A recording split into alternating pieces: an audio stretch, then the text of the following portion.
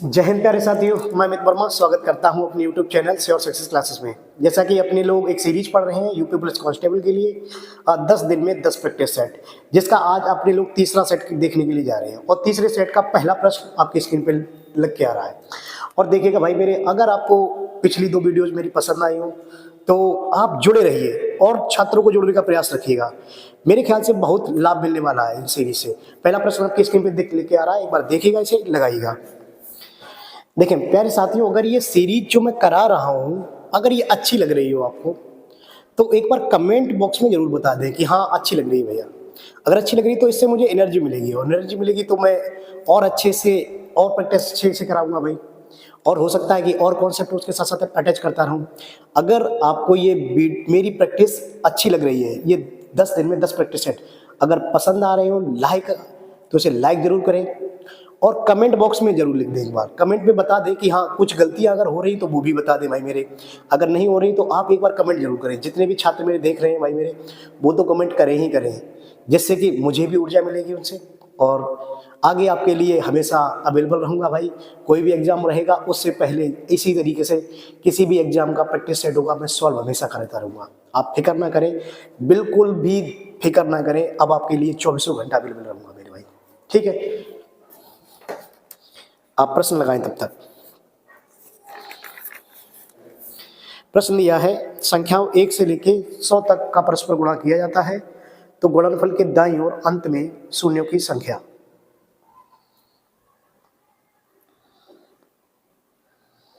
आपको याद रखना भाई, मेरी क्लास में प्रश्न जरूर एक रहेगा, उसके साथ साथ कॉन्सेप्ट भी मेरे रहेंगे आपके साथ, जिससे कि आपका पुराना रिवाइज भी होता रहे और प्लस एक्स्ट्रा फैक्ट जितने भी रहेंगे मैं बताता चलूंगा, जिससे कि आप लोगों को एग्जाम अगर मॉडरेट लेवल का बन रहा है तो कहीं दिक्कत ना आए भाई। अगर मैं पूरी मेहनत करता हूँ आपके साथ तो आप भी क्लास को आराम से देख कर इसे नोट करिएगा भाई। कहीं नहीं जाएगा पेपर, कुछ नहीं होगा। कई लोगों के पास प्रेशर आ चुका है, प्रेशर बिल्कुल ना लें। जितना कॉन्सेप्ट पढ़ा दिया है बैच में पढ़ा दिया मैंने, और जितना ऑफलाइन अथवा ऑनलाइन जितना पढ़ा रहा हूँ उससे बाहर पेपर आएगा तो कोई बात ही नहीं है भाई। इसमें मैं क्या कर सकता हूँ, जितना पढ़ा दिया है और पढ़ा तो काफ़ी दिनों से रहा हूँ भाई। देख लीजिएगा एक बार पहला प्रश्न क्या आ रहा है, देखें।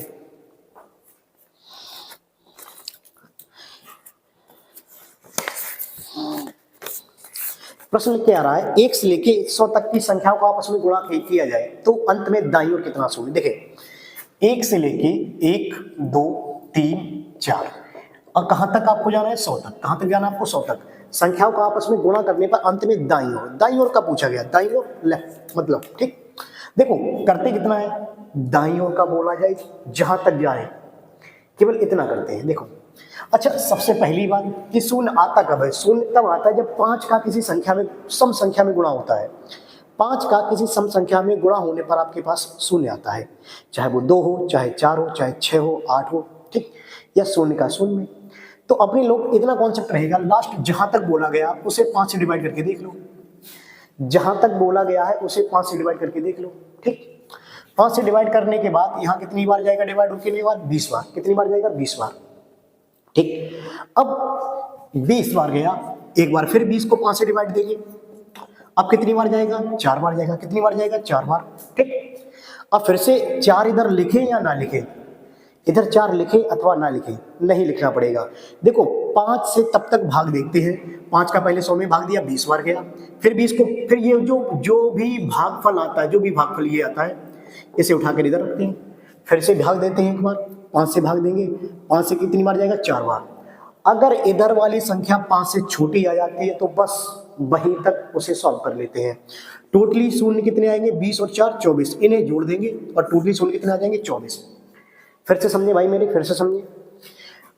जहां तक बोला जाए प्रश्न को आप क्या करेंगे, 5 से भाग देंगे, 20 भागफल कितना गया, 20 बार, 20 पंजे 100।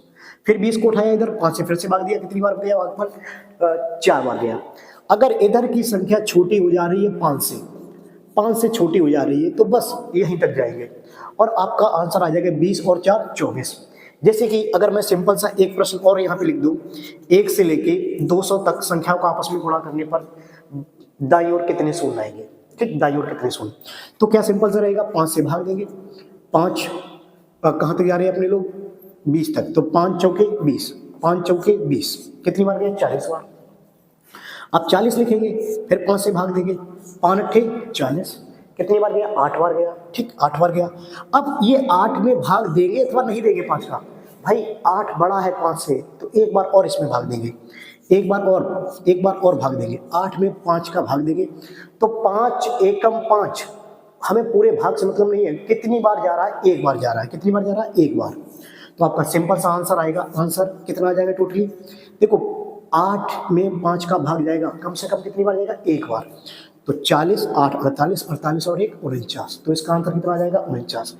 अब इसी तरीके से अगला प्रश्न देखिएगा जरा आपकी, ठीक है, कॉन्सेप्ट शायद मेरे ख्याल से आपको समझ में आ गया होगा। इसी प्रकार से अगला प्रश्न,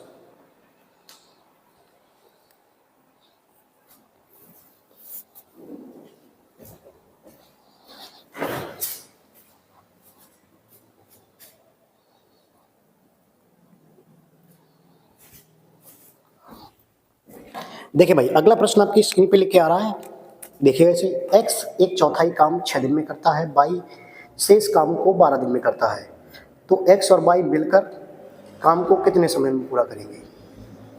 देखिएगा और इसे लगाइएगा जरा।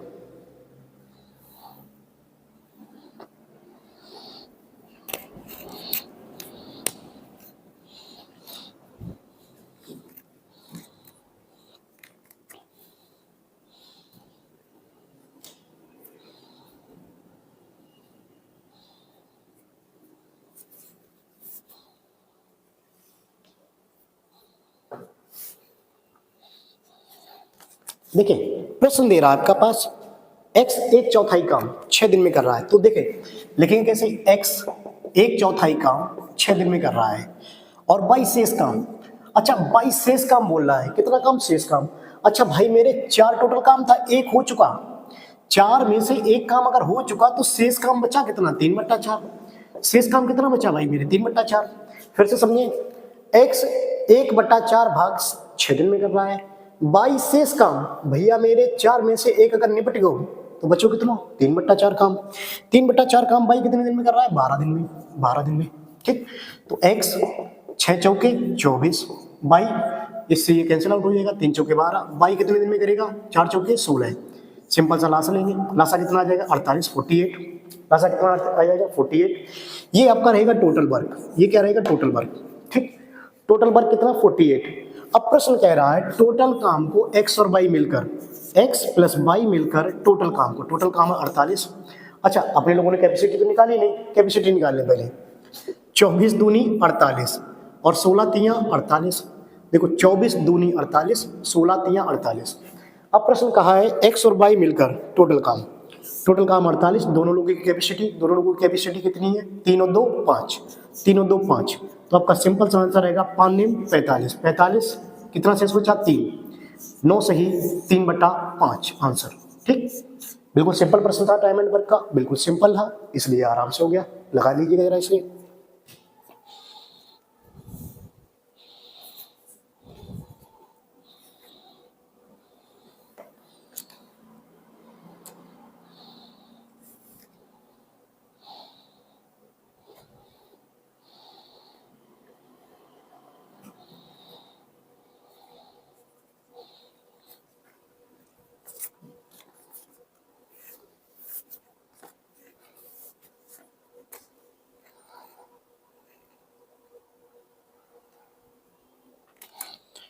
अगला प्रश्न आपकी स्क्रीन पे लिख के आ रहा है, देखिएगा और लगाइएगा, एक वस्तु को 30% तथा 20% के 2 क्रमिक लाभों पर बेचा जाता है, यदि उसका अंतिम विक्रय मूल्य 31,200 रुपये है तो क्रय मूल्य ज्ञात करें। आराम से लगाइएगा, बहुत सिंपल प्रश्न है।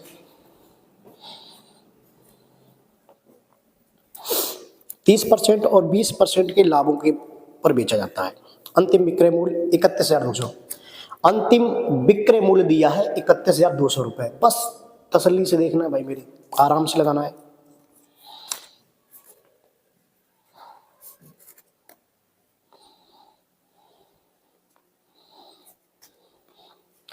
देखिए अंतिम विक्रय मूल्य 31,200 दिया है, अच्छा पहले से बेचा कितने कितने पे, 30% लाभ और 20% लाभ।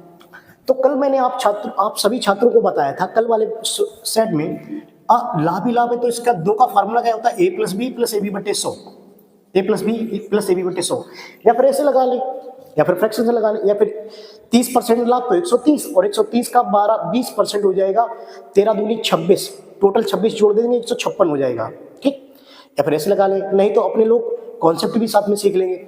इसका डायरेक्टली मैंने क्या बताया था, A plus B plus A B बटे 100, 30 20 50 प्लस ए बी मतलब 30 इंटू 20 बटे 100, डबल जीरो चला गया 50, और 3 दूनी 6, 50 प्लस 6 इक्वल टू टोटल कितना हो गया 56, कितना हो गया 56। अब भाई आपका सीपी होता है 100, और आपको 30% और 20% लाभ के साथ बेचने पर इसका टोटल विक्रय मूल्य हो गया, टोटल विक्रय मूल्य यहाँ पे दे रहा है 56 हो गया, और हो गया 56 और एक्स्ट्रा हो गया, तो टोटली आपका विक्रय मूल्य यहाँ पे कितना हुआ 156, 56% आपको लाभ मिल गया है, ठीक है। तो टोटली कितना हो गया 156, या डायरेक्टली ऐसे लगा लेते भाई, मेरे ऐसे लगा ले कई लोग, 100 सीपी हमेशा 100% होता है, 30% लाभ तो 130, और फिर इसके बाद 20% लाभ तो 13 दूनी 26 और ऐड कर देंगे, टोटली कितना हो जाएगा 156, इस तरीके से लगा लें, ठीक। लेकिन अगर ये तरीका लगा लेंगे तो इसमें ये भी कॉन्सेप्ट आ जाएगा, ये भी कई लोग सीख लेंगे, ठीक। तो आपका विक्रय मूल्य लास्ट कितना हो गया 156 बराबर दे रहा है 31,200, तरीका चाहे वो लगा ले चाहे ये लगा ले, तरीका में कोई दिक्कत नहीं है, ठीक है भाई मेरे। अच्छा 156 बराबर 31,200, इससे कैंसिल आउट करेंगे, कितनी बार जाएगा ये 200 बार, कितनी बार जाएगा 200 बार, ठीक। अब आपसे प्रश्न बोल रहा है तो क्रय मूल्य ज्ञात करें। अच्छा एक की वैल्यू कितनी आ गई 200, एक की वैल्यू कितनी आ गई 200, और ऐसे में हमेशा क्रय मूल्य कितना होता है 100% बनाने के लिए 2 जीरो इधर रख दे, मैंने एक के नीचे 2 जीरो इधर रख दिए, 2 जीरो इधर रख दिए, मैंने छोटे छोटे जीरो लगा दिए, जिससे कि आप लोगों को समझ में आए कि ये जीरो लास्ट में चढ़ाए गए हैं, ठीक है। तो आपका सिंपल सा क्रय मूल्य कितना आ गया 20,000 रुपए, ठीक है भाई मेरे, एक बार नोट कर लीजिएगा, और अगर पसंद आ रही हो लेक्चर तो इसे लाइक भी करते जाइएगा भाई मेरे, ठीक है, और अपने छात्रों को भी शेयर करते जाइए भाई। कई लोग सोचते हैं अरे नहीं सीरीज अच्छी चल रही मैं ही सिलेक्शन लूँगा, नहीं ऐसा कुछ नहीं है भाई मेरे दोस्त, अगर तुम्हारा सिलेक्ट हो जाएगा तो उसे भी खुशी होगी, तुम्हें भी खुशी होगी, ठीक है, नोट करिए।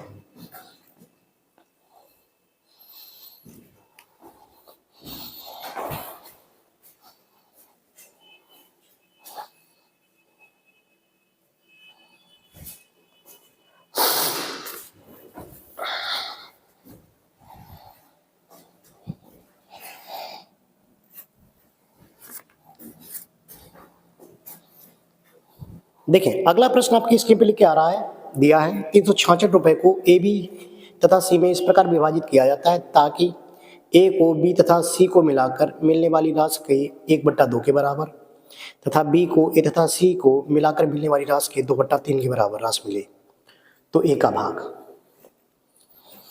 एक बार प्रश्न देखिएगा, और मैंने रेशियो के कॉन्सेप्ट में इस तरीके के प्रश्न पढ़ाए भी हैं, एक बार देखिएगा और इसे लगाइएगा जरा।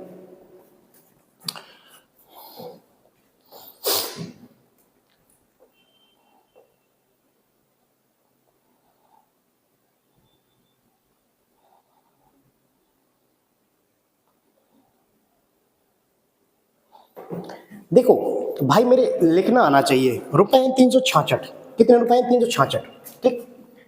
366 रुपए को एबीसी में बांटा गया है, एबीसी में बांटा गया है।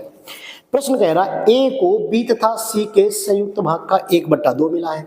देखो भाई ए को बी तथा सी के भाग का 1/2 मिला है, ठीक, और आगे दे रहा है बी को ए तथा सी के भाग का 2/3 मिला है, बी को सी तथा ए के भाग का 2/3 मिला है, ठीक, मैंने लिख दिया आराम से।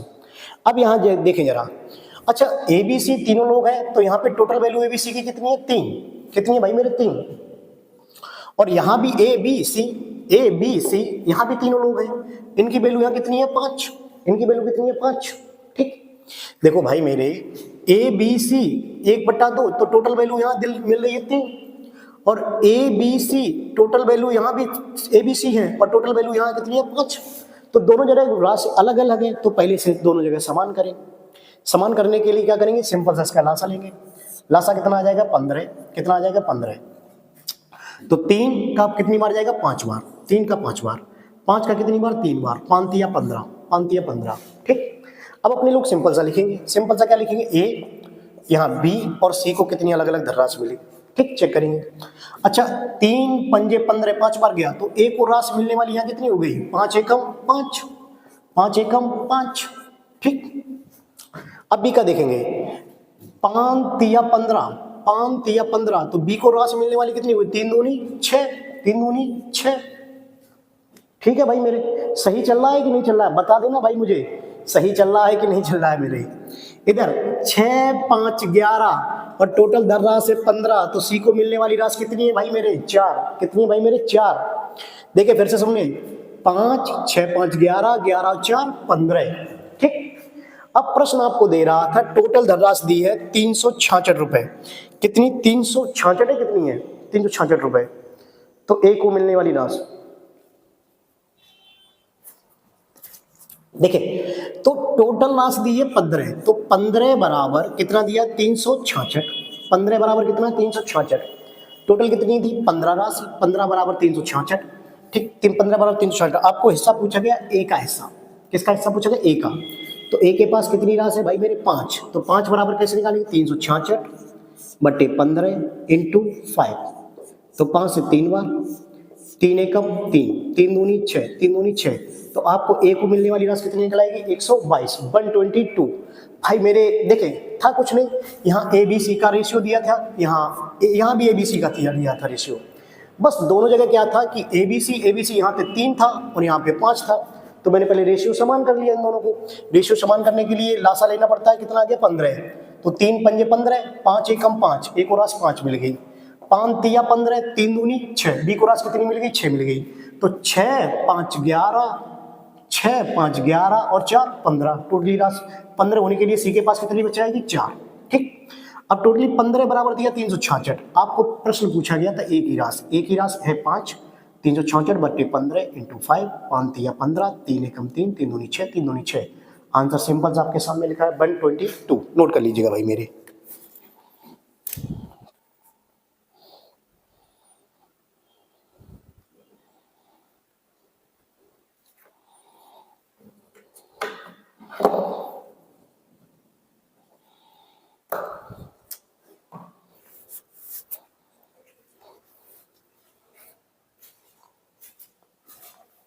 देखिए भाई, अगला प्रश्न लिख के आ रहा है आपके स्क्रीन पे, ए बी सी एक ही समय पर एक वृत्ताकार स्टेडियम में एक ही बिंदु से एक ही दिशा में भागना शुरू करते हैं।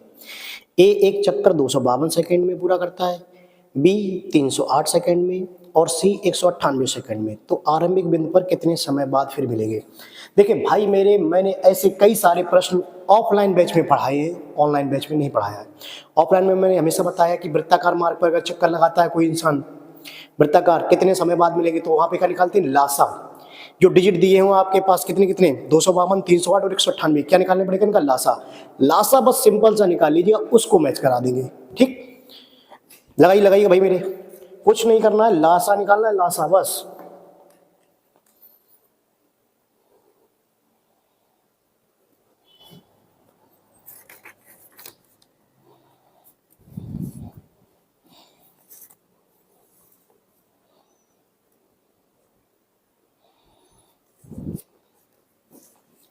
देखें, लासा निकाला, एक वृत्ताकार मार्ग पे चक्कर लगा रहे एबीसी, ये क्रमशः 252, 308 और कितने सेकंड बाद मिल रहे हैं, 198, ठीक, इतना दिया हुआ है, 198 सेकंड बाद मिल रहे हैं। ये सेकंड बाद मिल रहे हैं, तो लासा भी इनका किस में आएगा, सेकंड में आएगा, किस में आएगा, सेकंड में। अब देखें लासा निकालते कैसे, देखो चाहूं तो भी 1 मिनट में उड़ा दूं भाई मेरे, लेकिन आपको समझाना भी है, तो देखें जरा भाई, मैंने लासा लेना टाइम एंड वर्क में भी बताया कई बार, कल की वीडियो में भी मैंने लासा लेना बताया था। सबसे पहले सबसे छोटी संख्या से काटेंगे, सबसे छोटी संख्या क्या होती है, 2, लेकिन तब तक काटेंगे जब तक 2 संख्याएं कटती रहेंगी, तब तक काटेंगे जब तक 2 संख्याएं कटती रहेंगी। इधर 2 से काटेंगे, 2 एकम 2, 2 दूनी 4, 2 छिंग 12, 2 एकम 2, 2 पंजे 10, 2 चौके 8, 2 निम 18 और 2 निम 18।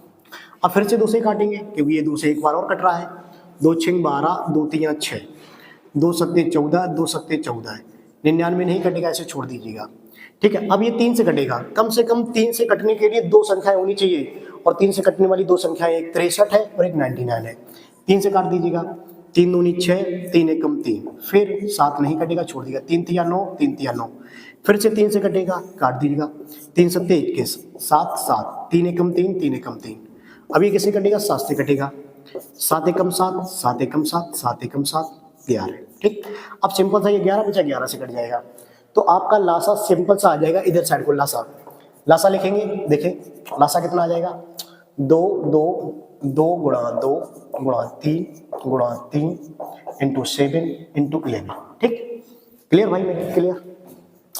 देखिए इसका गुणा कर लें, 2 दूनी 4, 4 तिया 12, 12 तिया 36, 36 सत्ते नहीं आता है, सिंपल से गुणा कर लें, 36 सत्ते इंटू 11। ठीक, अब इनका गुणा करना है और आपको गुणा करके लिखना है। ठीक है भाई मेरे, देखिए 7 छिक्का 42, 7 तिया 21, 21 और 4 25, 252, और 252 में कितने का गुणा करना है, 11 का। 252 में कितने का गुणा करना है, 11 का। तो 11 दूनी 22, 11 पंजे 55, 55 56 57 57, और 11 दूनी 22, 22 और 5 22 और 5 27, तो आपका आंसर आएगा 2772 सेकेंड। देखिए पहले तो ये ऑप्शन मैच कर लें, 2772 सेकेंड, 2772 सेकेंड।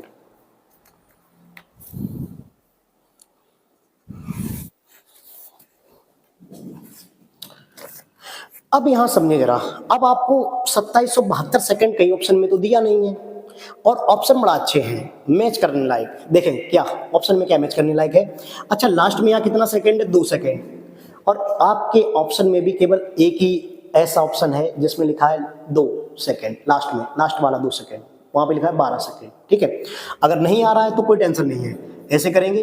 वैसे तो आंसर चौथा वाला आपके सामने है, सिंपल सा चौथा ऑप्शन हो जाएगा आपका। ठीक, क्योंकि उसमें भी 2 दिया है और इसमें भी 2 दिया है, 2 सेकेंड उसमें भी दिया, 2 सेकेंड इसमें भी दिया, लास्ट वाला, तो बस वो तो आंसर हो ही गया। लेकिन अपने लोग लगाएंगे कैसे, ये देख लें। अच्छा ये 2772 सेकेंड है, इन्हें मिनट में कन्वर्ट करना पड़ेगा, तो मिनट में कन्वर्ट करने के लिए कितने का भाग देंगे, 60 का भाग देंगे। ठीक, तो आप सिंपल से लिखें तो भाग देंगे, जैसे 6 चौके 24, 6 चौके 24, कितना बचा 3, कितना बचा 3। अब ये हो जाएगा आपके पास, कितना हो जाएगा 372, और 372 में कम से कम 60 का कितनी बार जाएगा, 6 6 36, 6 6 36। अब आपके पास बचा 1 और वो 2 सेकेंड, एक ये बचा और ये 2 सेकेंड, टोटली कितना सेकंड हो गया, ये तो मिनट में कन्वर्ट हो गया, 46 मिनट, और वो जो 12 बचे हैं वो 2 मिनट और 10 सेकंड इधर साइड को, वो टोटली हो जाएंगे 12 सेकंड। तो आंसर मैच करने के लिए आपको इस तरीके से लगाना पड़ेगा, 60 का इसमें भाग देने का पड़ेगा, 6 चौके 24, 6 6 36, ठीक है, 46 मिनट और 12 सेकंड। ठीक है, 46 मिनट और 12 सेकंड, एक बार नोट कर लीजिएगा भाई मेरे, याद रहे भाई मेरे, ये तरीका बहुत कामगार आता है यूपी पुलिस में, कोई भी एग्जाम हो। मैंने पहले से ही आंसर ले लिया था, क्योंकि लास्ट में केवल एक ही ऑप्शन ऐसा था जिसमें लिखा था 2 सेकंड लास्ट वाला डिजिट, और डिजिट मैच मैंने कर लिया, उसमें ही केवल लास्ट ऑप्शन में लिखा था 46 मिनट 12 सेकंड। ठीक, ऐसे मैच करते हुए चले, नहीं तो भाई मेरे पेपर बहुत दूर हो जाता है। ठीक,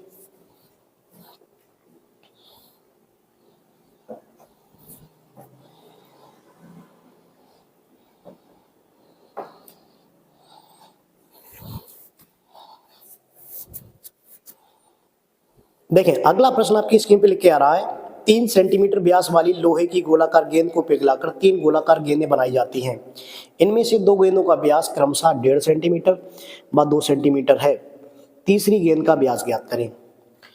देखो भाई मेरे, ऐसे प्रश्न को 1 सेकंड में लगाना होता है, मैंने कई बार समझाया। 1 सेकंड, इसको तो देखो, टिक मार दो, बस खत्म, tata bye bye goodbye, गया इस होती है तो प्रश्न से। ऐसे प्रश्न मैंने कई बार मैच में कराए हैं। 1 सेकंड में लगाना है इसको आंसर। ठीक है, लगाइएगा। मेंसुरेशन का तो क्वेश्चन छोड़ना ही नहीं है।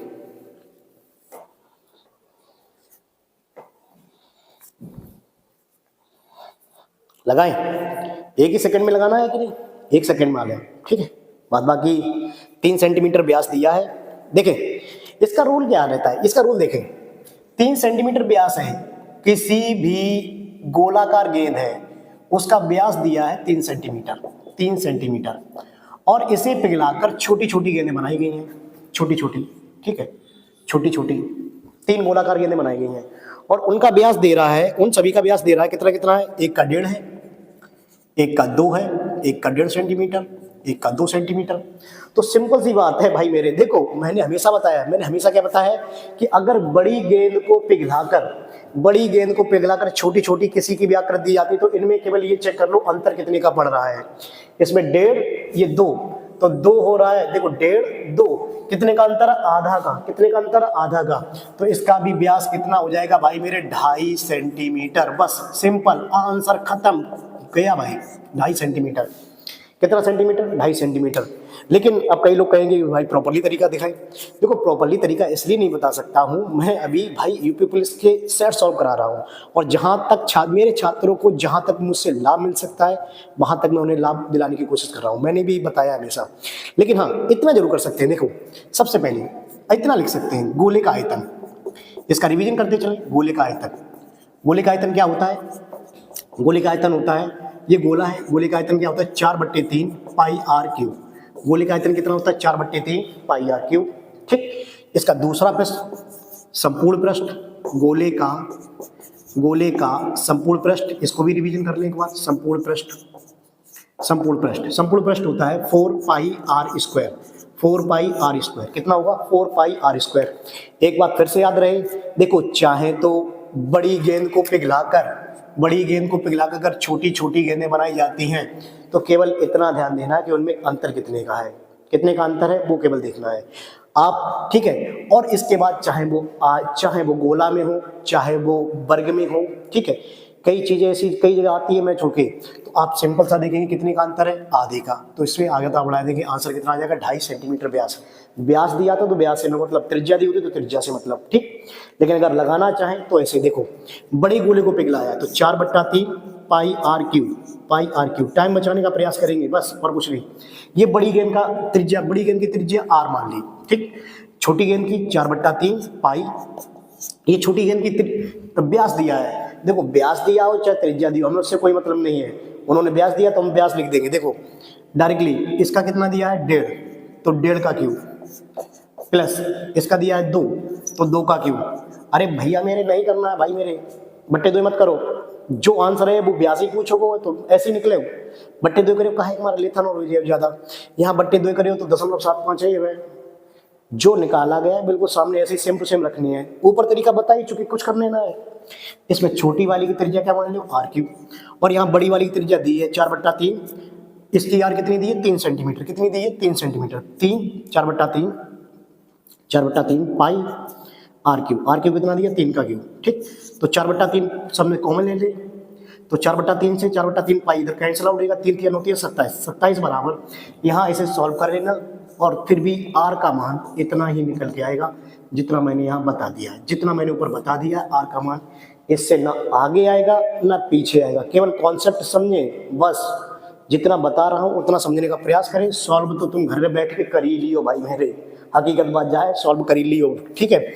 1.5 को क्यों कर लियो, 2 को क्यों कर लियो, उसमें 27 में घटा दियो बस, ठीक है, करिएगा।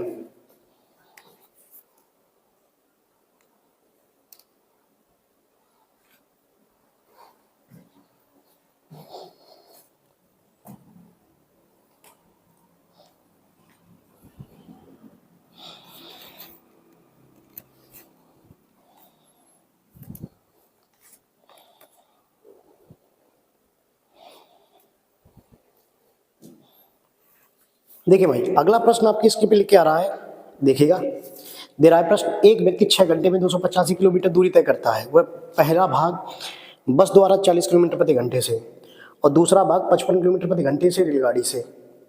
तो उसकी रेल द्वारा तय की गई दूरी, याद रहे भाई मेरे, स्पीड टाइम डिस्टेंस में मैंने ऐसा बिल्कुल डिक्टो क्वेश्चन का रिवीजन कराया था, बिल्कुल डिक्टो, बस उसी तरीके से लगाना भाई मेरे।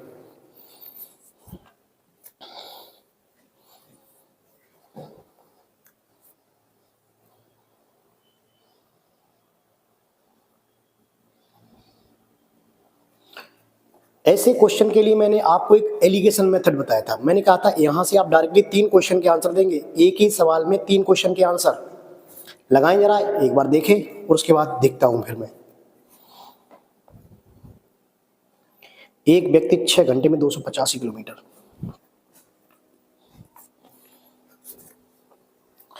देखिए अपना एक तो बेसिक रहेगा, बेसिक हमें सीखना ही नहीं है। मैंने इसका तीन तरीके इसके तरीका बताया था और इसमें बताया था मैंने, तीन क्वेश्चन पूछे आ सकते हैं। देखिए कैसे, एक दे रहा है बस द्वारा, बस द्वारा कितने किलोमीटर दूरी तय कर रहा है, 40 किलोमीटर प्रति घंटे से दूरी तय कर रहा है, 40 किलोमीटर प्रति घंटे से। और रेल द्वारा, रेल द्वारा कितने किलोमीटर प्रति घंटे से तय कर रहा है, 55 किलोमीटर प्रति घंटे से, 55 किलोमीटर प्रति घंटे से। और मैंने ऐसे में बोला था एक बीच की चाल और निकाल लेंगे। एक बीच की चाल क्या है, 285 किलोमीटर दूरी, 285 किलोमीटर दूरी भाई मेरे 285 किलोमीटर दूरी तय कर रहा है कितने सेकंड, कितने घंटे में, 6 घंटे में, 6 घंटे में। तो दूरी, दूरी बटे, दूरी बटे समय, दूरी बटे समय क्या होता है, चाल। दूरी बटे समय क्या होगा, चाल। चाल बराबर दूरी बटे समय, दूरी बटे समय, ये बीच की एक चाल निकल जाएगी। ठीक, अगर ये कैंसिल आउट हो रहा है तो काट दो, नहीं कट रहा है तो मत काटो। देखिए कैंसिल आउट थोड़ा बहुत कर लें, कितना, 3 दूनी 6 और 3 नेम 27, 3 नेम 27 और 3 पंजे 15। बीच की जो इसमें एलिगेशन लगाएंगे तो बीच की चाल निकल आएगी, कितनी निकल आएगी, 95/2, 95/2 रख दें, 40 का इधर गुणा। देखो काटने का प्रयास ना करें, जब तक नहीं कटता तब तक छोड़ देंगे। अभी 2 से भाग दे के काट भी डालेंगे, नहीं नहीं नहीं छोड़िएगा। 40 दूनी 80, इधर गुणा, 55 दूनी 110, 55 दूनी 110, बीच में कितना, 95, बीच में कितना, 95। एलिगेशन मेथड मैंने बड़ा अच्छे से बताया है, लगाना कई जगह लगता है। ठीक, इधर कितना बचेगा भैया मेरे, 15, इधर कितना बचेगा, 15, इधर से इधर घटा दिया, इधर कितना भी, इधर भी कितने बचेगा, 15, इधर भी भाई कितना बचेगा, 15, दोनों जगह 15। तो सिंपल सा आपका कॉन्सेप्ट निकल आया 1:1। और ये जो निकल के आता है, ये जो निकल के आता है वो क्या लिखता है, समय। क्या निकल के आता है, समय। क्या निकल के आएगा, समय। ठीक है भाई मेरे, नोट करिएगा एक बार।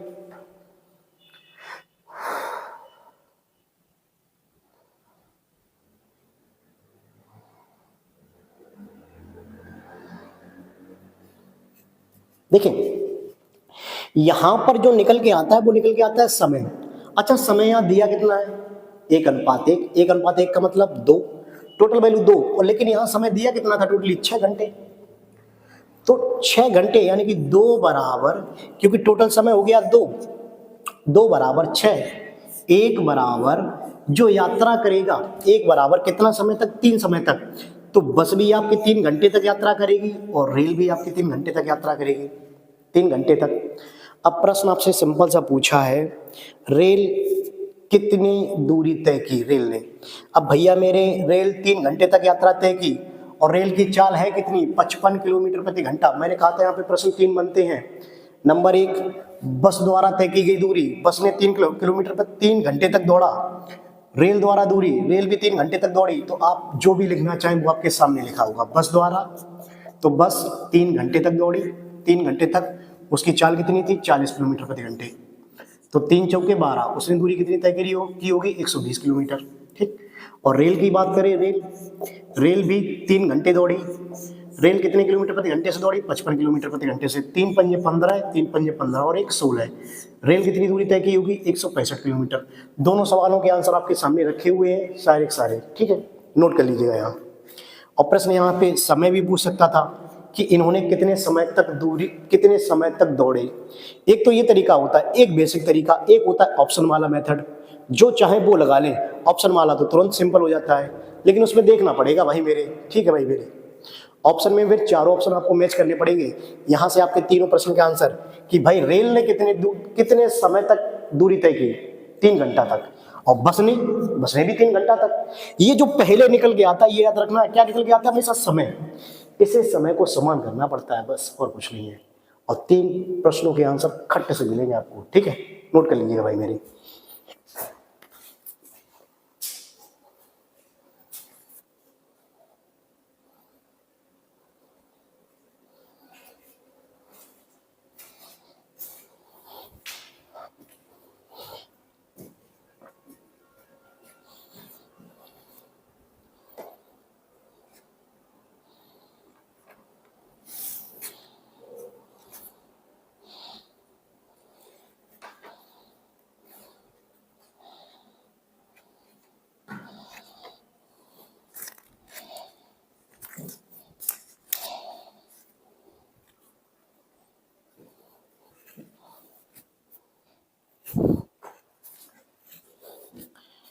देखिए अगला प्रश्न आपकी स्क्रीन पे लिख के आ रहा है। प्रश्न है, एक चावल, यदि चावल का मूल्य 20% कम हो जाए तो कोई व्यक्ति 100 रुपए में 2 किलोग्राम चावल अधिक खरीद सकता है। चावल का घटा हुआ मूल्य। बहुत ही जानदार प्रश्न है भाई मेरे, लाभ हानि का, और केवल प्रश्न लगाए हैं, कॉन्सेप्ट मैं बता दूंगा सारे के सारे। इस पे भी भाई कितने प्रश्न पूछता है? टोटली 3। कितने प्रश्न पूछता है इस पे? 3 पूछता है, 3, और तीनों के आंसर निकालने पड़ते हैं। इसमें एक प्रश्न बोल रहा है चावल का घटा हुआ मूल्य, लेकिन एक प्रश्न इसमें और पूछेगा चावल का पहले वाला मूल्य, और दूसरा तीसरा प्रश्न बनाएगा चावल का घटा हुआ मूल्य और पहले वाले मूल्य में अंतर। ठीक, 3 प्रश्न पूछता है।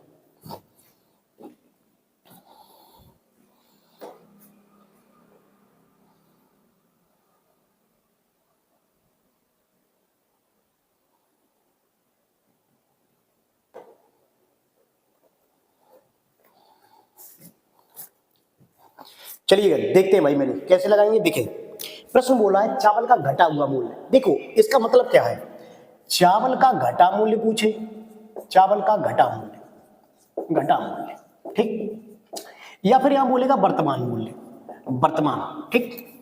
अब भाई तुमने वर्तमान में उसके साथ जो किया है वो रहेगा उसका मान।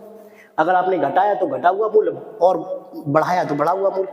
इसका कॉन्सेप्ट सीख लेंगे। कॉन्सेप्ट कितना रहता है देखें, अगर प्रश्न ये केवल सिंपल सा पूछा गया है तो बस इतना करना है। देखो इस पे 3 प्रश्न बनेंगे, करना कितना है, बस इतना देखना है।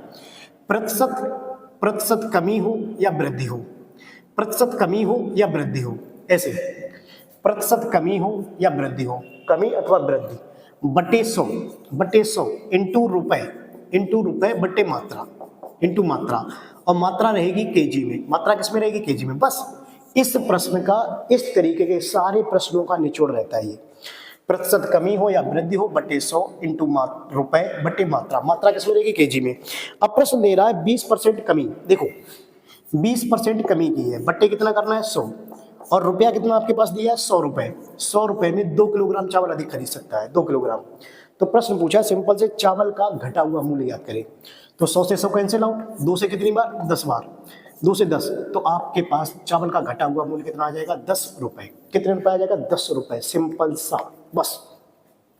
लेकिन देखे देखे देखे ध्यान दें, लेकिन अपने लोगों को केवल इससे मतलब नहीं है, अपने लोगों को इसमें 3 प्रश्न सीखने, 3।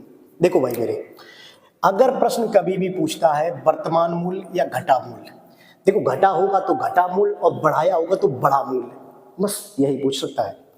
लेकिन अपने लोग इसमें और सीखते हैं। देखिए इसमें 3 प्रश्न बनते हैं, तीनों प्रश्न देख लें, घटा हुआ मूल्य, और यहाँ प्रश्न बोलेगा पहले वाला मूल्य, पहले वाला, ठीक, पहले वाला। पहले वाले के लिए देखो कॉन्सेप्ट यही रहेगा, कॉन्सेप्ट सब जगह यही रहेगा। लेकिन बस इतना ध्यान देना, अगर जो भी मेरे छात्र मुझसे पढ़ रहे हैं केवल कॉन्सेप्ट को रिवीजन रखें बस, और जो भी सब्सक्राइब किए हैं वो भी इतना करना है भाई। पहले वाला अगर मूल्य पूछता है तो जो भी प्रतिशत कमी की है उसने 20% कमी की है, बट्टे नीचे आ जाएगा 80, बस केवल और केवल इसमें चेंजमेंट रहेगा। देखो मैंने क्या बताया, फिर से सुनना, 20% कमी की है तो नीचे बस चेंजमेंट रहेगा 80, और 20% वृद्धि की होती तो नीचे कितना होता? 120।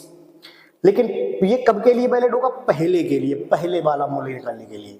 बस 20% कमी की है तो बट्टे 80, 30% कमी होती तो नीचे 70, 40% कमी की होती तो नीचे 60, बस उतना ही रहना उतना ही है। रुपए, रुपए कितने दिए आपके पास? रुपए कितने दिए? 100 रुपए। मात्रा कितनी? 2 किलोग्राम। ये वेट हमेशा किलोग्राम में रहना चाहिए बस।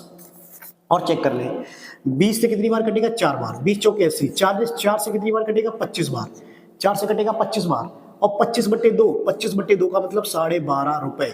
यानी कि अगर प्रश्न पूछता आपसे पहले वाली कीमत तो आपका आंसर आता 12.5 रुपए। और इस पे तीसरा प्रश्न क्या बनता है? तीसरा प्रश्न पहले और बाद वाली वस्तु का अंतर, पहले वाली और वर्तमान मूल्य में अंतर, इन दोनों में अंतर कितने रुपए का भाई मेरे? 2.5 रुपए का। टोटल इसमें 3 प्रश्न बनते हैं। कॉन्सेप्ट आप इतना नोट रखिएगा।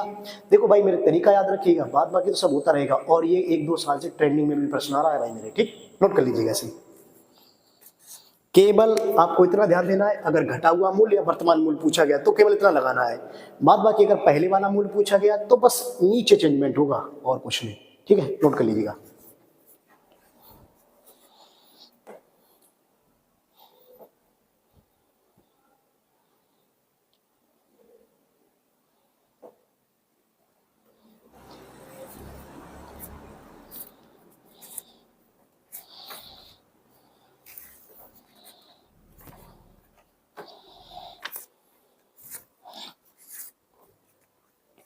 अगला प्रश्न आपकी स्क्रीन पे लगा दिया गया है। आपका प्रश्न है 180 किसी बक्से में 180 रुपए को 1 रुपए 50 पैसे और 25 पैसे के सिक्कों को रूम में रखा गया है, जिसका अनुपात 2:3:4 है। तो 50 पैसे के सिक्कों की संख्या ज्ञात करनी है। रेशियो टॉपिक का प्रश्न है, बहुत ही सिंपल है। सिक्के मैंने एक शॉर्ट वीडियो में भी पढ़ाए हैं, जिसमें पढ़ा होगा 20 दिन में 40 कॉन्सेप्ट वाली सीरीज में, आप वहां से देख भी सकते हैं, क्वेश्चन और लगाना चाहें तो, लेकिन इस प्रश्न को लगाइएगा तब तक।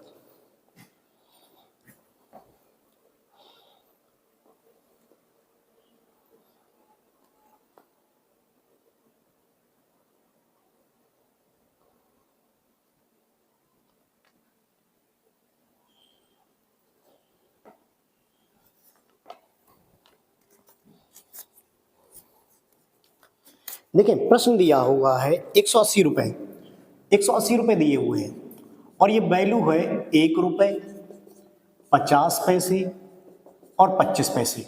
ठीक, तो मैंने क्या कहा था, इनकी वैल्यू में से कन्वर्ट कर लो। 1 रुपए 50 पैसे को बोलोगे 0.50 और 25 पैसे को बोलोगे 0.25 रुपए। ठीक, इस तरीके से। क्लियर? अब इनका अनुपात दिया है नीचे, अनुपात कितना दिया है, 2:3:4, 2:3:4। देखो भाई मेरे, पहले मैंने इसके मूल्य में इसको खुद को कन्वर्ट कर दिया, इसके मूल्य में।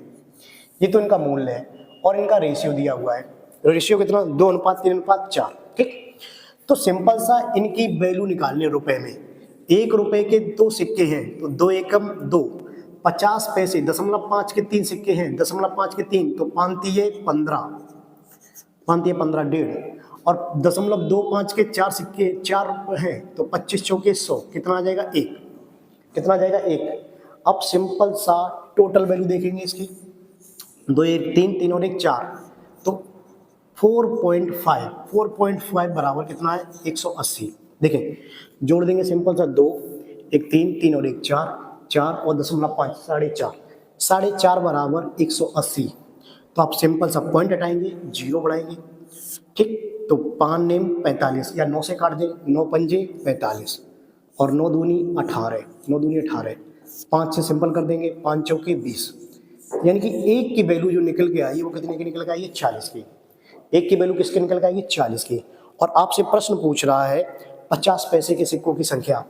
देखो 50 पैसे के सिक्के पूछे चाहे सभी के सिक्के पूछे, केवल हमें उठा के बस अनुपात में गुणा करना पड़ता है। जो भी अनुपात दिया होता है, जो भी अनुपात दिया होता है वहां से आप गुणा कर देंगे, आपको सारे प्रश्न के आंसर मिल जाएंगे। देखो भाई मेरे, देखे इधर 40 दूनी 80, अगर 1 रुपया का सिक्का पूछते तो 40 दूनी 80, इधर लिख दे साइड में, बगल में लिख दे, बगल में देखो 1 रुपए के पूछता तो 40 दूनी 80। ठीक, और फिर 50 पैसे के पूछता तो 4×3=12, 50 पैसे के 4×3=12, और अगर 25 पैसे पूछता तो 4 चौके 16 है, 4 चौके 16। ये सभी के सिक्कों की संख्या निकल आई, सभी के पैसे यानी कि सभी के सिक्कों की संख्या निकल आई, सभी के सिक्कों की संख्या। ठीक, फिर से समझ ले मेरे भाई, मेरे फिर से समझ ले, अगर हमें सिक्के ही निकालना है तो सिक्के के लिए लास्ट में एक की वैल्यू कितनी आएगी, 40 के बराबर। अब हमें 1 रुपए के निकालने तो 40 दूनी 80, अनुपात में गुणा करना है, याद रखना भाई मेरे, किस में, अनुपात में। बस 4×3=12 120 और 4 चौके 16 160। इधर से मैंने इधर उठा के लिख दिया, आपके पास ये आंसर रखे हुए हैं, नोट कर लीजिएगा भाई मेरे। ठीक है भाई मेरी।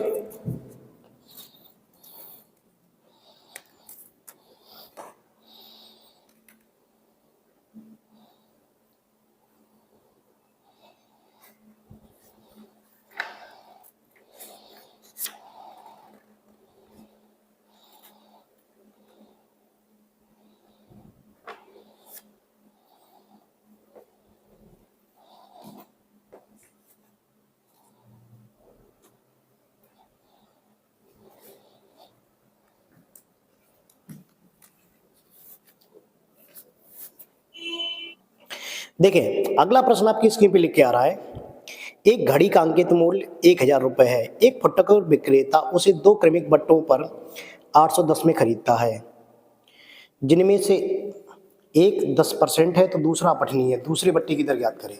निकालिएगा जरा इसको।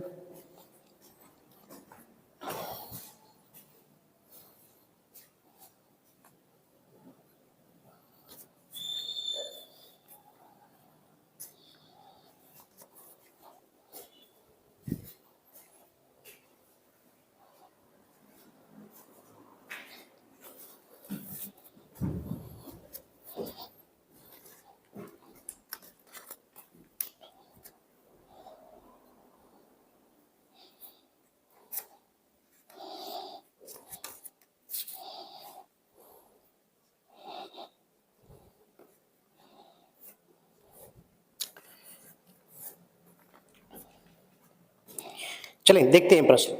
1000 रुपए अंकित मूल्य वाली वस्तु पर कोई व्यक्ति 2 छूट देने के बाद इसे कितने में बेच रहा है? इसे कितने में बेच रहा है? टोटली 810 में बेच रहा है, खरीद रहा है। ठीक,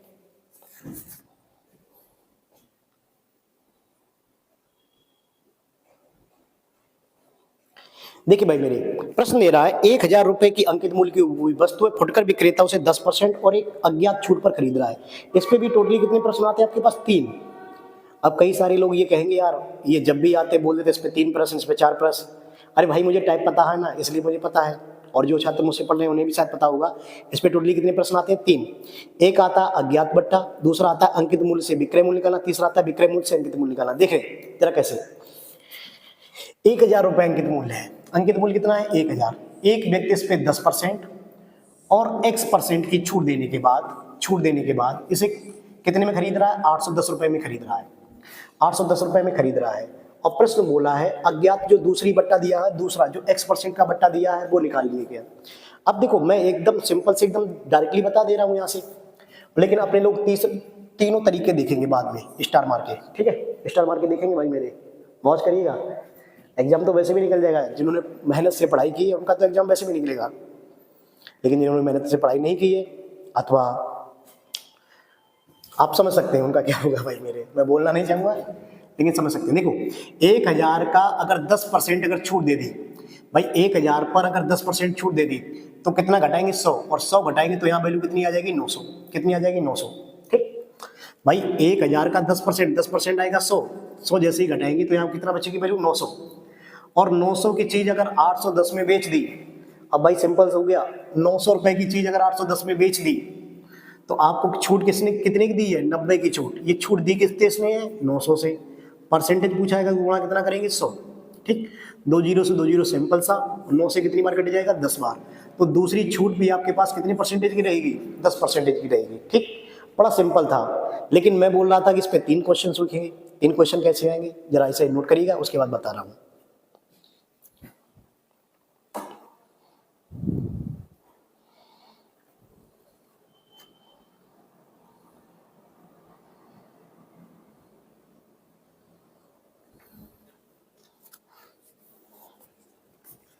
देखते हैं 3 प्रश्न कैसे आते हैं। देखो सबसे पहले मैंने क्या बताया था? अंकित मूल्य लिखते हैं, अंकित मूल्य। ठीक, और अंकित मूल्य पर जो भी छूट दी है, छूट और एक छूट दी है तो उसके बाद विक्रय मूल्य निकल के आएगा। विक्रय मूल्य क्या निकल के आएगा? विक्रय मूल्य। अब इस पे टोटली 3 प्रश्न बनते हैं। नंबर 1 अंकित मूल्य से विक्रय मूल्य निकालना, दूसरा विक्रय मूल्य से अंकित मूल्य निकालना, और तीसरा अज्ञात छूट। तीसरा क्या? अज्ञात छूट। देखते हैं लगाएंगे कैसे। 1000 रुपए अंकित मूल्य दिया था आपको, यहाँ पे छूट दे दी थी, कितने परसेंट छूट दी थी? 10%। अच्छा 10% छूट दे दी तो बची कितनी? 90/100। ठीक, फिर x% छूट दी तो हम लोग x ही लिखे दे रहे, x लिखे दे रहे। ठीक, x% छूट दी तो अपने लोग 100 - x लिखते, 100 - x। लेकिन 100 - x नहीं लिखेंगे, क्या दिक्कत है? वो लास्ट में जब वही निकलेगा वो 100 से घटा देंगे। इतना तो कर लेंगे ना भाई मेरे, इतना कर लेंगे। ठीक, इक्वल टू कितना अंकित लास्ट में विक्रय मूल्य? 810। ठीक, ऐसे कैंसिल आउट करेंगे, 1 2 1 2, 1 से 1 कैंसिल आउट। ठीक, तो x बराबर सिंपल सा निकल के आएगा, 1 0 से ये 1 0 कैंसिल, और 9 से कितनी बार कटेगा? 9 ने 81। x बराबर कितना निकल के आएगा? 90%। 90%। लेकिन जो छूट दी थी, जो छूट मैंने क्या था लास्ट में 100 से घटा देंगे, और 100 से अगर 90 घटा देंगे तो आपका सिंपल सा आंसर आएगा कितना? 10%। चाहे तो आप ये भी तरीका नोट कर सकते हैं, लेकिन इस तरीके को नोट करने के लिए हमेशा याद रखें इसमें 3 प्रश्न पूछे जाते हैं। अगर आपसे अंकित मूल्य पूछता तो अंकित मूल्य से विक्रय मूल्य, विक्रय मूल्य से अंकित मूल्य, तीसरा इसमें छूट। ठीक, 3 प्रश्न आते हैं, तीनों प्रश्न आपके सामने रखे हुए हैं। अब कई लोग कहेंगे यार भैया वो लगा दें फ्रैक्शन वाला मेथड। अबे भैया मत लगाओ, यूपी पुलिस वाले हैं डायरेक्टली लगा लो करो, उन्हें आता है कि 100 में से 10 चले जाए तो 10 ही 90 बचे। ठीक है, नहीं तो मैं फ्रैक्शन लगा फिर लगा पड़ेगा भाई, नोट कर लें। केवल अपने को यूपी पुलिस से मतलब यूपी पुलिस आपकी निकल जाए, मेरे को भी यूपी पुलिस से ही मतलब है। ज़्यादातर आपके जो कॉन्सेप्ट वीक है उन्हें यहाँ से रिवीजन करिएगा, लगाते रहिएगा। ठीक है, नोट करिएगा।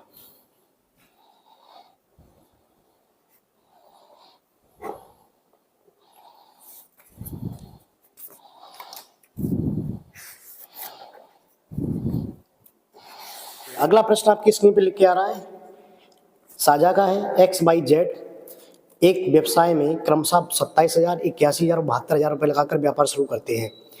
एक वर्ष के अंत में कुल लाभ में बाई का हिस्सा 36,000 था, तो कुल लाभ लगाएंगे।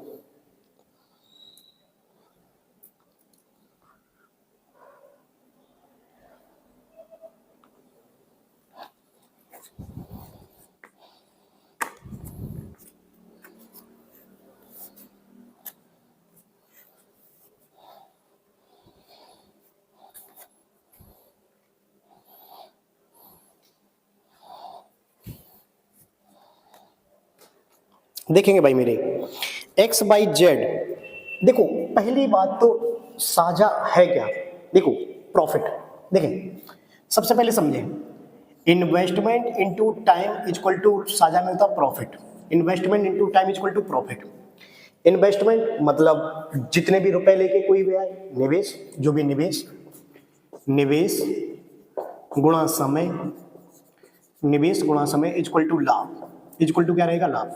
देखो साझा यदि आप पढ़ने के लिए जा रहे हैं तो इतना हमेशा याद रहे, investment into time equal to profit. मैंने इंग्लिश में लिख दिया investment into time equal to profit, निवेश गुणा समय इक्वल टू क्या होगा, लाभ। अब जरा ध्यान दें, तीन व्यक्ति हैं, ये तीन व्यक्ति एक्स बाई जेड है, एक्स बाई और जेड है। ये क्रमशः 27,000,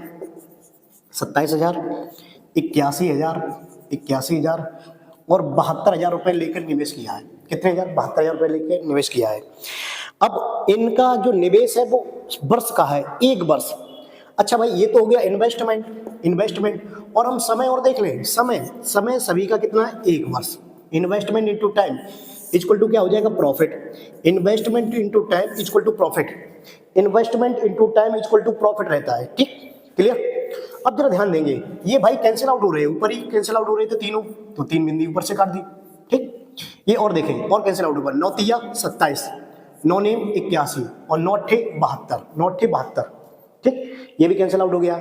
अब यहाँ इन्वेस्टमेंट इनटू टाइम करेंगे, इन्वेस्टमेंट इनटू टाइम, तो 3 एकम 3, 9 एकम 9 और 8 एकम 8।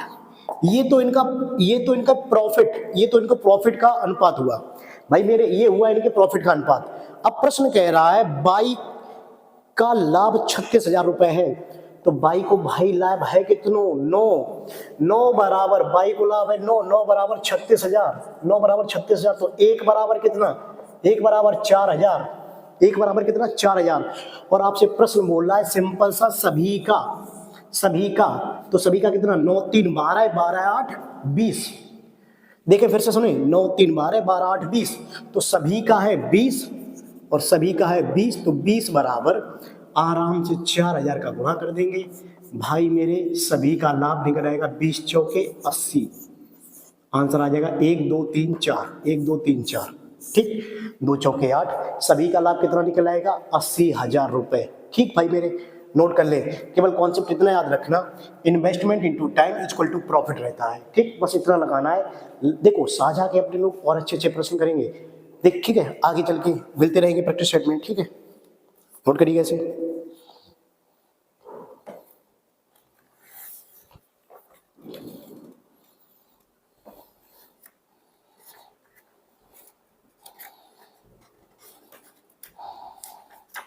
अगला प्रश्न लिखा हुआ है, आपकी स्क्रीन पे आ रहा है, देखिएगा।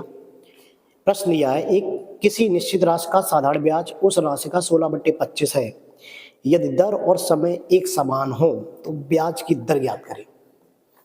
सिंपल सा प्रश्न है, बिल्कुल सिंपल इंटरेस्ट का प्रश्न है, आराम से लगाइएगा, बिल्कुल इसमें कुछ है ही नहीं। ठीक, वैसे भी प्रश्न आज जितने कराए उनमें कुछ था ही नहीं, हकीकत मानो तो कोई भी प्रश्न अच्छा ऐसा नहीं था जो फंसने वाला था। ये भी एक प्रैक्टिस सेट था, बड़ा अच्छा ही है, लेकिन फिर भी अच्छा है। कहीं यूपी पुलिस का एग्जाम कहीं छोटी लेवल का बनाया गया मैथ, तो आपके यहाँ से तो फंसी जाएगी सारी की सारी। ठीक है, नोट कर लीजिएगा ऐसे भी।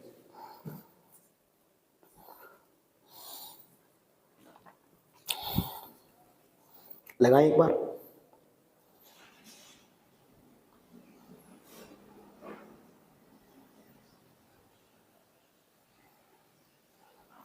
देखिए भाई मेरे, सिंपल इंटरेस्ट का फार्मूला क्या होता है, सिंपल इंटरेस्ट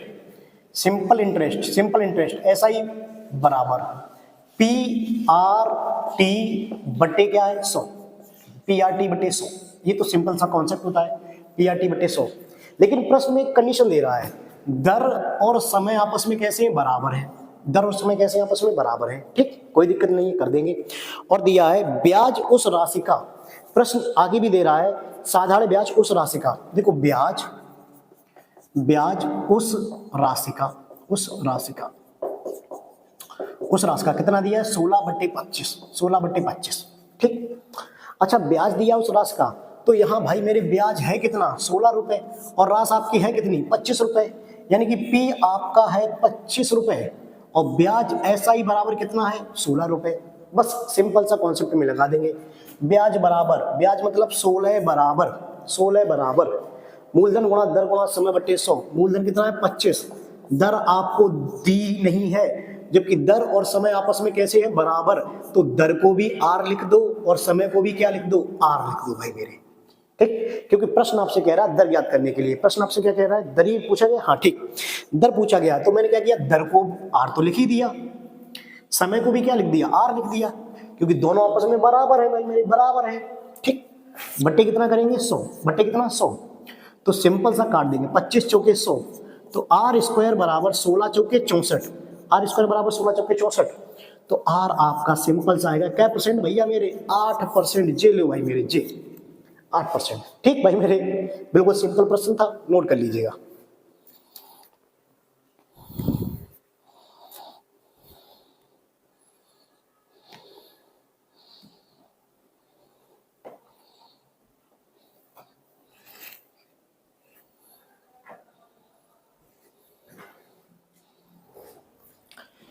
अगला प्रश्न देखें, आपकी स्क्रीन पर लिख के आ रहा है प्रश्न, दिया है √4096 64 है, तो आपका पूरा प्रश्न लिखा है का 2 दशमलव स्थानों तक मान ज्ञात करें।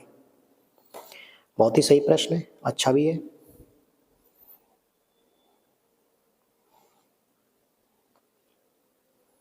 एक बार लगाइएगा इसे, फिर मैं देख ले रहा हूं।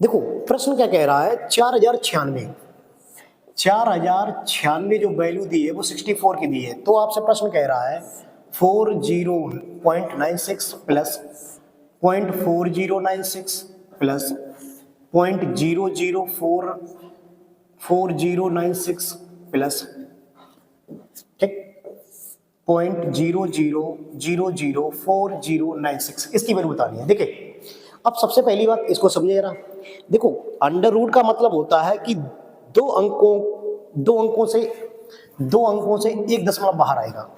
फिर से सुनिए मेरे, फिर से सुनिए भाई मेरे, देखिए इसका मतलब ये है, अंडर रूट का मतलब है कि आप जब दो पेयर बनाएंगे तो वहां से एक अंक बाद दशमलव बाहर निकलेगा। देखिए इसमें अगर पेयर बनाएंगे तो 3, इसमें अगर पेयर बनाएंगे 1 2 3 और 4, ठीक, तो 4 अंक बाद दशमलव बाहर आएगा। अब भाई इसका मान है कितना, 64, और यहां लगा हुआ है 40.96, लिखा यही डिजिट है, तो इसका आंसर आ जाएगा 6.4, क्योंकि 2 अंक का दशमलव एक अंक में आएगा, ठीक। अंडर रूट से दो के जोड़े में एक अंक बाद दशमलव बाहर निकल आएगा, ठीक।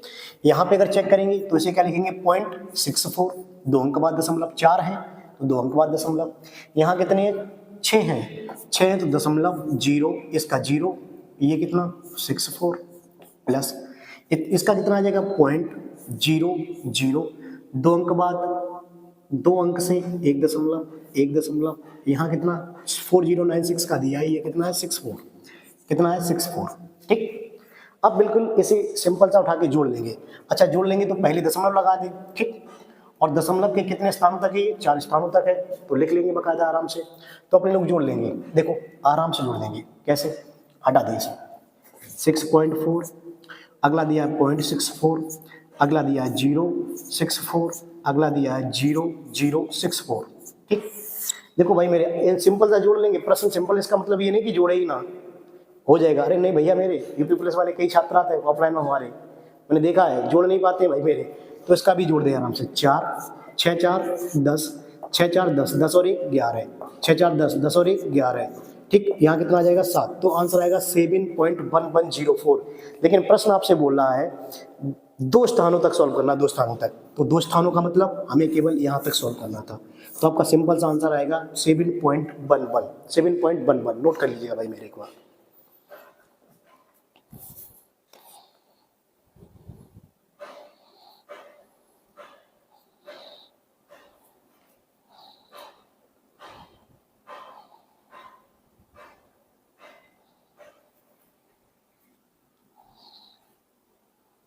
अगला प्रश्न देखिएगा। अगला प्रश्न दिया है, चक्रवृद्धि ब्याज क्या है? सोनिका ने 2 वर्ष के लिए 5800 का निवेश किया। 2 वर्ष के अंत में चक्रवृद्धि ब्याज 594.5 रुपए है। किस वार्षिक दर पर मिलेगा? इसे दर पूछी गई है। हमेशा एक बात याद रहे, अगर चक्रवृद्धि ब्याज में कभी भी दर की दी है तो हमेशा मैंने एक कॉन्सेप्ट बताया, वो अभी फिर से रिपीट किए दे रहा हूँ, ठीक है भाई मेरे। नोट कर लीजिएगा पहले प्रश्न को।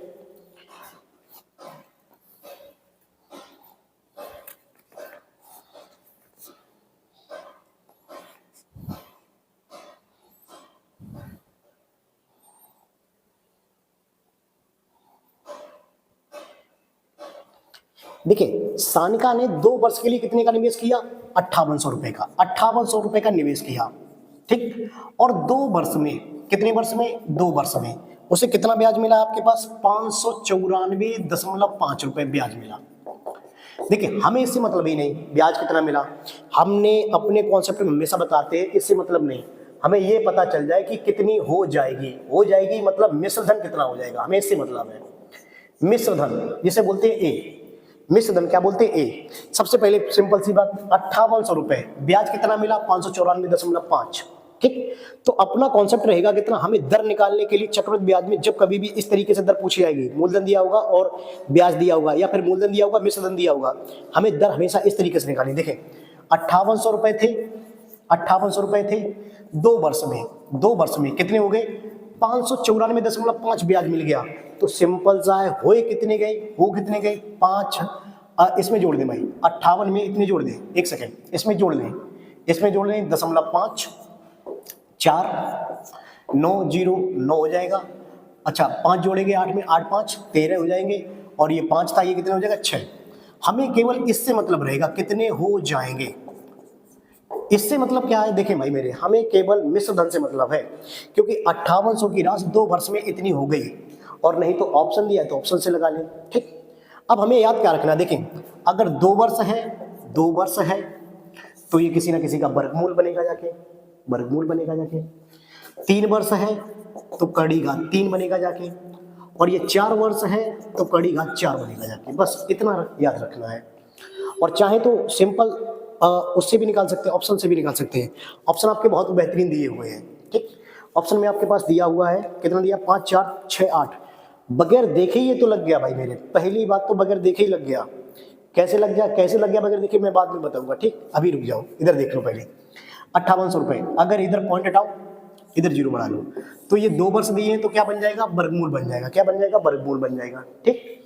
ये 2 वर्ष दिए हैं तो वर्गमूल बन जाएगा। अब इसे सिंपल सा काटेंगे, देखो काटेंगे सिंपल सा, 5 से काटेंगे, 5 एकम 5, 5 एकम 5, कितना बचा यहाँ? 3, 5 छक्का 30, ठीक। इधर काटे, 5 एकम 5, 5 दूनी 10, 5 सत्ते 35, 5 सत्ते 35, कितना बचा? 4, और 5 अट्ठे 40, और 5 9 45, ठीक। और काटेंगे जरा, 116, 127, 8 9, ठीक। काटना पड़ेगा भाई मेरे, आगे ये काटना पड़ेगा आपको।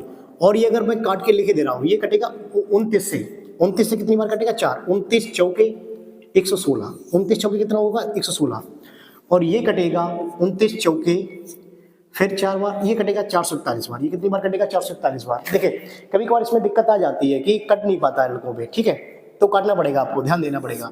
ये 400, ये 441। लेकिन एक बात याद रहे, 2 वर्ष होगा तो वर्गमूल बनेगा, 3 वर्ष होगा तो वर्गमूल बनेगा, 4 वर्ष होगा तो चतुर्थघात बनेगा, ठीक। अब 400 आपको पता है किसका वर्गमूल है? 20 का। 441 किसका वर्गमूल है? 441 किसका वर्गमूल है? 21 का। अब आपकी 20 की धनराशि 21 हो गई, कितना ब्याज मिला आपको? 1 रुपये ब्याज मिला। ये ब्याज मिला कितने से? 20 से। परसेंटेज पूछा है, गुणा कितना करेंगे? 100, 20 पंजे 100, और आपका आंसर आएगा कितना परसेंट, 5%। आपका आंसर आएगा कितना परसेंट, ठीक। देखो ये 400 किसका वर्गमूल है, 20 का, 441 किसका वर्गमूल है, 21 का। तो आपको 1 रुपया ब्याज मिला कितने पे, 20 पे। परसेंटेज पूछाएगा, गुणा 100 करना पड़ेगा, आपका आंसर है 5%। अब देखें भाई मेरे, मैंने पहले ही बताया था इसका चाहे तो एक लाइन में आंसर दे सकते हैं, वो देखें कैसे। देखो भाई मेरे कैसे देते हैं, यहाँ पे लास्ट में कितना था, 5, कितना था भाई मेरे, 5। तो सीधी सी बात है भाई मेरे, और ऑप्शन में कहीं 5 ऑप्शन दिया भी नहीं था। और सीधी सी बात है कि अगर कभी भी ब्याज की दर आगे बढ़ रही है और अंत में अगर 5 दिया है, तो सिंपल सा है कि ये फैक्टर किसका होगा, हमेशा 5 का, क्योंकि 5 कब आता है लास्ट में, हमेशा 5 का गुणा जब होगा किसी संख्या में तभी 5 आएगा। सुन ले भाई मेरे, बहुत एक नंबर की बात है, कभी कभार प्रश्न फंस जाता है, जैसे कि कई लोगों पे ये प्रश्न काटने में फंस गया होगा। तो भाई जब फंस जाता है प्रश्न तो काटने की जरूरत ही नहीं थी, ये 5 लिखा हुआ था तो लास्ट में 5 आएगा, बस सीधी सी बात थी, ठीक भाई मेरे, नोट कर लें इसे।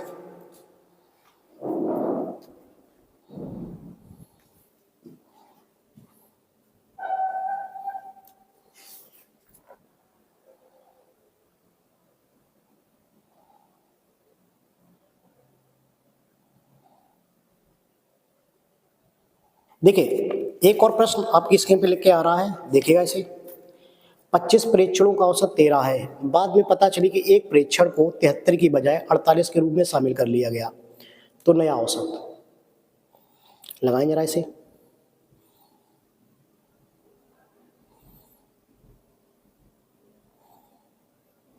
इसके साथ साथ अपने कॉन्सेप्ट भी सीख लेंगे, थोड़ा बहुत कॉन्सेप्ट भी सीख लेंगे, ठीक है। ये तो प्रश्न रहेगा, इसके साथ कॉन्सेप्ट भी सीखेंगे।